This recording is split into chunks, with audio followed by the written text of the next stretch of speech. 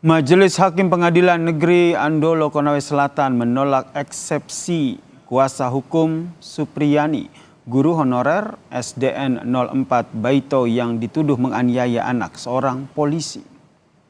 Dalam putusan selah hakim saudara di Pengadilan Negeri Andolo Konawe Selatan, Majelis Hakim menolak eksepsi dari kuasa hukum terdakwa Supriyani dan meminta kasus dilanjutkan ke tahap berikutnya. Hakim menilai bahwa surat dakwaan dari kasus dari Jaksa Penuntut Umum saudara Kejaksaan Negeri Konawe Selatan telah memenuhi uraian cermat dan lengkap. Majelis Hakim menimbang bahwa materi eksepsi kuasa hukum Supriyani tidak menyinggung dari pokok perkara. Selanjutnya untuk menguji surat dakwaan JPU, Hakim menetapkan untuk dilanjutkan ke tahap selanjutnya. Penasihat hukum terdakwa untuk seluruhnya telah menyatakan tidak dapat diterima. Menimbang karena perbuatan penasihat hukum terdakwa tidak diterima, maka pemeriksaan perkara ini harus dilanjutkan.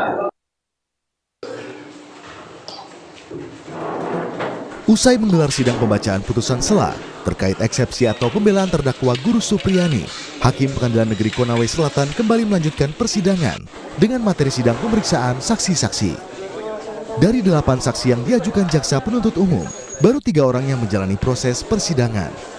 Ketiga saksi yang dihadirkan JPU adalah korban anak dan 2 saksi anak. Usai pemeriksaan saksi-saksi, Guru Supriyani membantah seluruh pernyataan saksi anak. Dari keterangan 3 siswa tadi?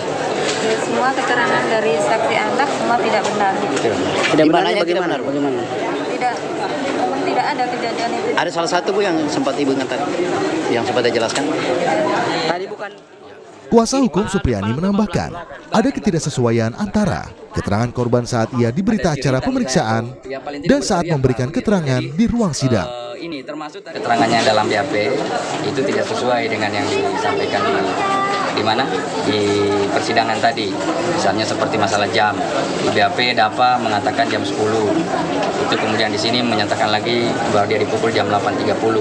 Kemudian 2 anak tadi ada satu juga menyatakan lagi jam 10. Kemudian yang satu saksi tadi yang terakhir juga mengatakan tidak tahu. Tadi terungkap fakta bahwa katanya Dalva dipukul itu lagi dalam posisi berdiri kan, posisi berdiri, di depannya ada meja dan di belakangnya ada kursi kan. Nah kursi itu setinggi bahu kalau dia duduk, jadi kalau dia berdiri kursi itu tentu menutupi pahanya kan, itu lukanya sejajar toh, sejajar di paha. Nah makanya itu yang aneh kalau kita melihat bagaimana caranya dia dipukul sejajar paha padahal kan di belakang kan ada penghalang.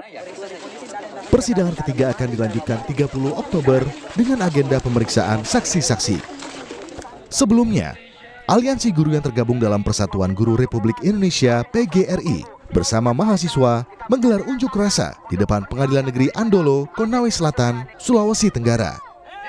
Aksi ratusan guru dan elemen mahasiswa ini guna memberikan dukungan moral untuk Supriyani yang tengah menjalani sidang dengan dakwaan penganiayaan anak.